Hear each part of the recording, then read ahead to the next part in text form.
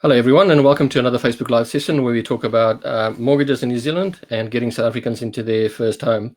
So, as usual, if you've got any comments, just leave them in the comments below, and we'll see if we've got enough time at the end of the session to get to those for you.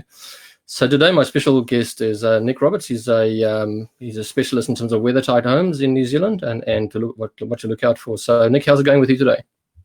Very good, Andre. Thank you for your kind invite, and feel very happy to be here to speak to you all today about property. Very good. So, Nick, before we get started, I just want to tell a personal story. When in 2004, we came to New Zealand in 2003. In 2004, we bought a house in Tauranga. It looked a typical home like in South Africa. It was plastered. And we thought we bought a dream home, but our solicitor actually warned us not to buy the property because at that stage the whole weather tightness issue was in its infancy, and we thought, how bad can it be? We also had a building report that was given to us by the agent, and we trusted the building report. And as a result, in the end, we bought a property that we later found out was potentially leaky, and we had to get some people in to have a look at it. And there were some issues, and the range in quotes was anything between 15,000 and 200,000. So in the end, we made a small loss on this particular property because it wasn't actually too bad in the end.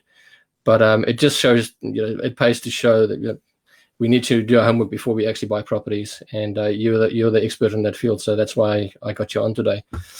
So Nick, if you can just tell us a little bit about yourself, your background. I believe that you have lived in South Africa before. Yes, Andre. I'm Welsh originally, and then came to in the 80s lived in Johannesburg for 7 years, to primary school there, and then came to New Zealand 15 years ago. All right. So I've been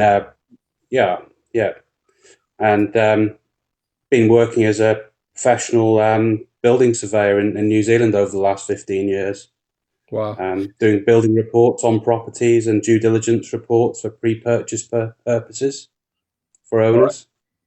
Right. Excellent. So just so what I found is, as I said, my experience certainly was when I bought our first property in Tauranga was you sort of go for the familiar, and the houses sometimes look familiar to the ones in South Africa, but obviously the big difference is in South Africa there's brick behind it, brick and mortar, and then you've got the plaster. Whereas in New Zealand, there's actually wood behind it. So, what exactly is a leaky building? Typically, what's wrong with these plaster-clad homes? Well, with a lot of these properties, that they are the big difference is that they are not masonry buildings; they're timber frame buildings, usually with a single skin of monolithic, sort of smooth appearance plaster.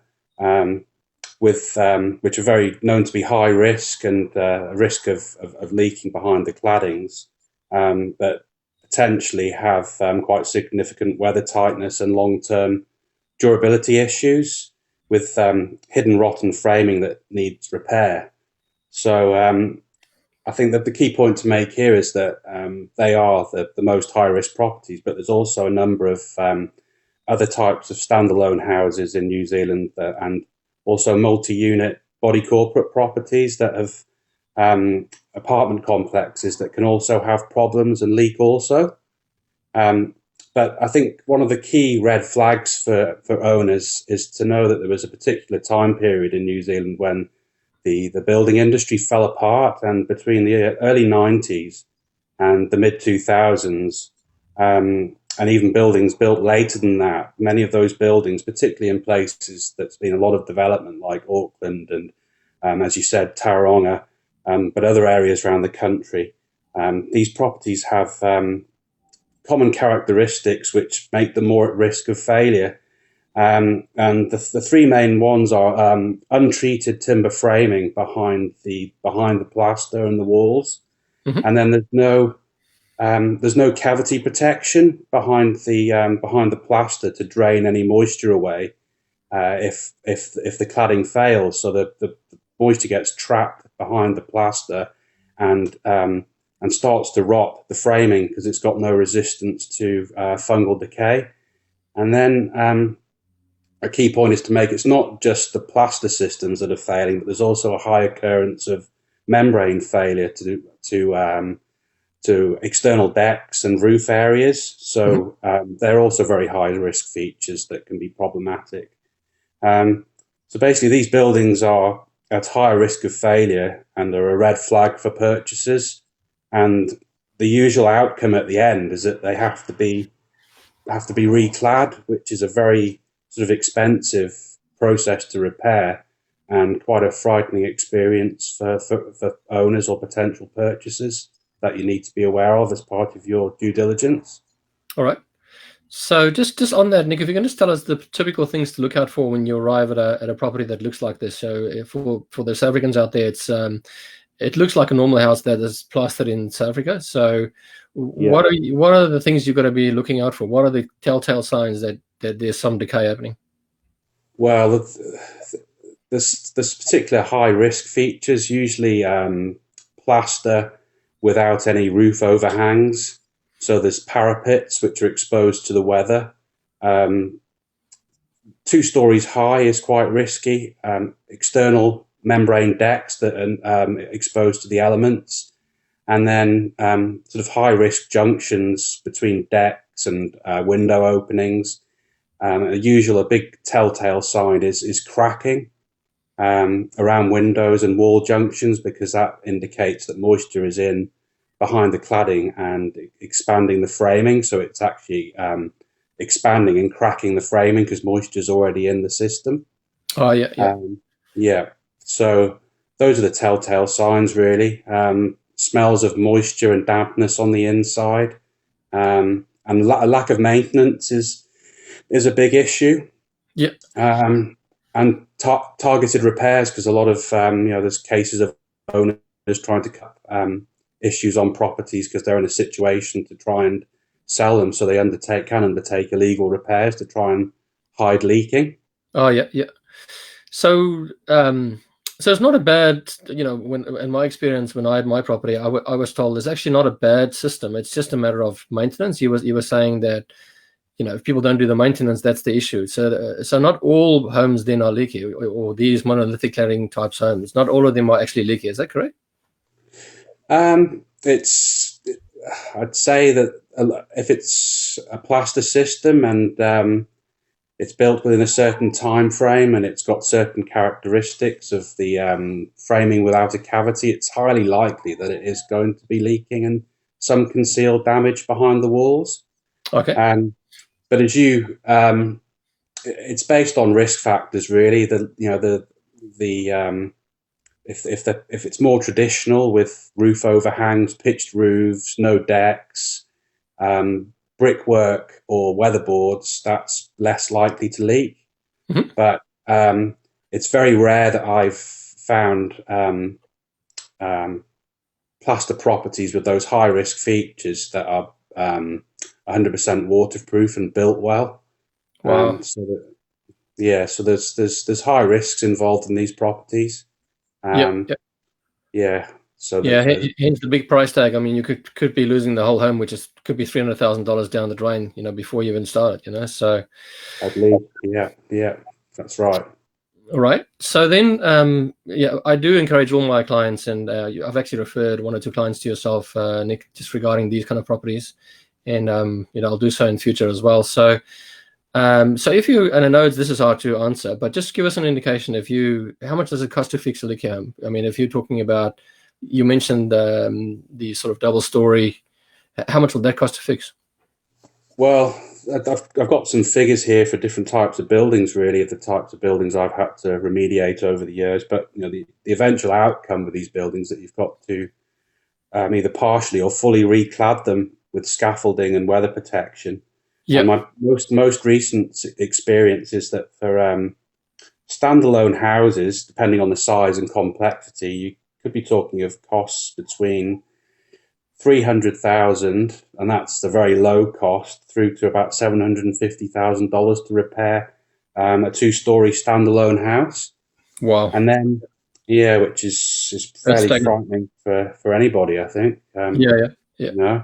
And then to make my point that it's not just these standalone houses that are risk for purchasers, but there's an awful lot of body corporate multi-unit apartment complexes that are failing and don't meet the building code.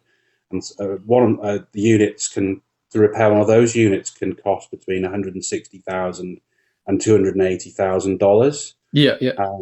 Which is fairly significant. And then another development that people need to look out for, which would definitely have been lots of leaky properties in the past, is large terraced housing body corporates, which the townhouse sort of body corporate complex, which I recall seeing in South Africa, which was they were more the masonry brick render properties, but these can be to remediate these properties because of fire rating issues and other issues between $400,000 and $600,000 per unit. Wow! So the big cost. Yeah, what I do find, Nick, is that when people get to they might have a pre-approval already from the bank, or from, say from myself as a mortgage advisor, then they get to the moment of truth and they go to the property and the agent said sign here on the dotted line. That's when things get tricky and people get they get caught up in this whole emotional thing about the property. And as I said, it's really, really important to get a building inspector in there. So I guess that leads me to my next question, and that really is why should purchasers be careful when buying a home and making sure they're getting a professional pre-purchase building report done in New Zealand?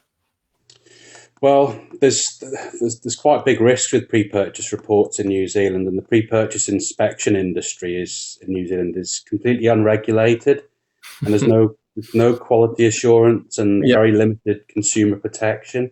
Right. So there's, unfortunately, I've seen, and some of my other colleagues and people I know, there's many cowboys operating in some of these big cities. They're unqualified. They've got no professional insurance. They're basically writing misleading, inaccurate reports that are making some very expensive mistakes for purchasers.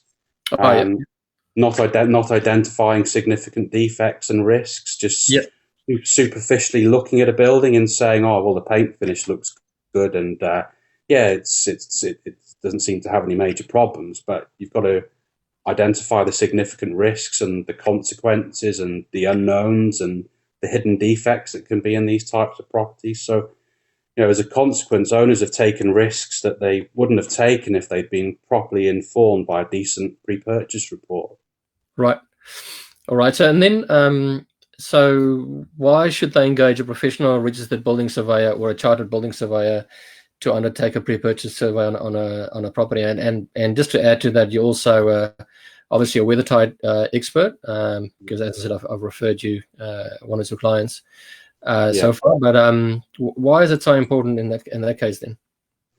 Well, a lot of these, a lot of the reports are the registered surveyors and the chartered surveyors are professionally qualified and trained, and have undergone an extensive sort of period of working and investigating these types of buildings, and can understand how they fail, and they can should be able to identify quite quickly the risk factors for clients.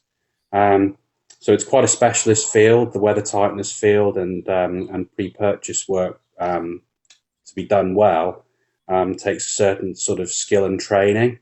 But the other side of this is that all our members, a prerequisite of membership is that we all have to have professional indemnity insurance. So if we make a mistake or we're negligent, that the purchasers are able to possibly claim on that insurance to protect them from our mistakes. And that's the big issue. There's a lot of bad inspectors out there who've got no insurance and charging for not very good reports, and there's no way that the owners can ever get their money back because of these mistakes that have been made. So basically, a professional, reputable membership of construction experts, registered and chartered building surveyors, and those are the type of people I'd say that should be the people that should be doing these type of reports to assist purchasers coming to New Zealand. Yeah, I must say the client that I referred to, we spoke about earlier offline, Nick, was it was exactly that situation. I asked him about his insurance, and he said he doesn't have any. So I said to my client, I would recommend that you don't use this guy because it's exactly the same reason. If he's not prepared to back it up, then that's not good. Nico, is there anything else you want to add? It's been awesome. It's been really good to, and I just can't overstate the risk with properties in New Zealand to my clients. Legal advice and thorough property inspection by a qualified person like yourself is what I normally recommend. But is there anything else that you want to add that my members can find really helpful? I think just be cautious and do your due diligence correctly and on each property, and try and understand the risks and the benefits before making an informed, before you make a decision. Also don't be careful not to feel under pressure from some of the agents to sign on the dotted line, or if you feel that you don't go with your heart. You've got to be pragmatic about it and make rational decisions. That even though some of these properties are in fantastic locations by the ocean, or they do have high risks attached that you have to be aware of. Excellent.